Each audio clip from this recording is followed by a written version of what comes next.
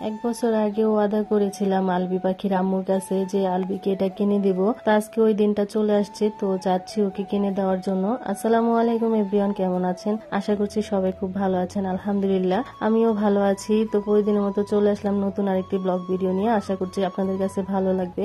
তো চলে আসলাম আরএফএল শোরুমে। তো এখান থেকে জিনিসটা কিনবো, অনেকদিন ধরে বলতেছি কিনে দিব।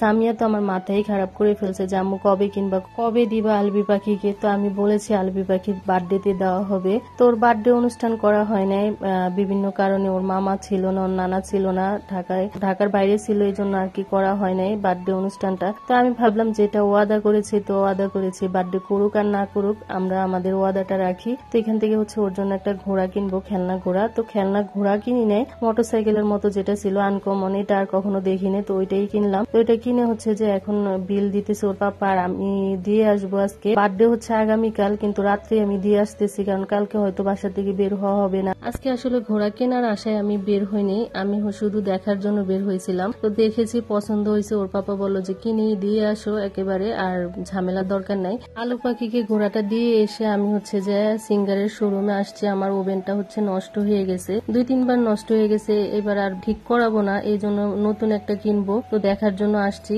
তো আমি আসতে যে ওর পাপার ভোটার আইডি কার্ডের কোনো কিছুই নিয়ে আসিনি, মানে কেনার মতো।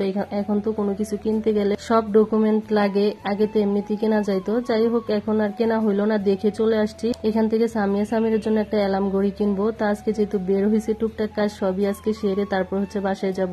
আর এখানে যে মানে 99 শোরুম, কিন্তু এখানে যে 99 এর কিছুই নাই, সবকিছু হাজারের উপরে। তো যাই হোক, এখানে অনেকগুলো জিনিস দেখলাম, কিন্তু ওর পাপা আমাকে কিছুই নিয়ে দিল না। আমি বললাম যে আলবি পাখিকে কিনে দিচ্ছেন, আমাকেও কিনে দেন। দুষ্টামি করলাম আর কি। আলবি পাখির সাথে কি কারো তুলনা আছে? আলবি পাখি তো আমাদের আদর। এখানে আসলে যে আমার মন চাই সবকিছু নিয়ে যায়, কিন্তু পকেটের দিকে তো তাকাতে হবে, পকেটে তো থাকা লাগবে, তাই না? তো এখানে এমন সুন্দর সুন্দর জিনিস মন চাই সবই নিয়ে যাই, সুবেছে নিয়ে রেখে দিই, কিন্তু কোনো কাজে আমার আসবে না। কিছুদিন আগে একটা ডিনার সেট কিনছি, কত বড়, কিন্তু কোনো কাজে আসে না, শুধু শুধু সুকেশটা ভর্তি করে রেখে দিছি। যাই হোক, অনেকক্ষণ বকবক করলাম। সবাই ভালো থাকবেন, এই ভিডিওটা আর বড় করবো না। আল্লাহ হাফেজ।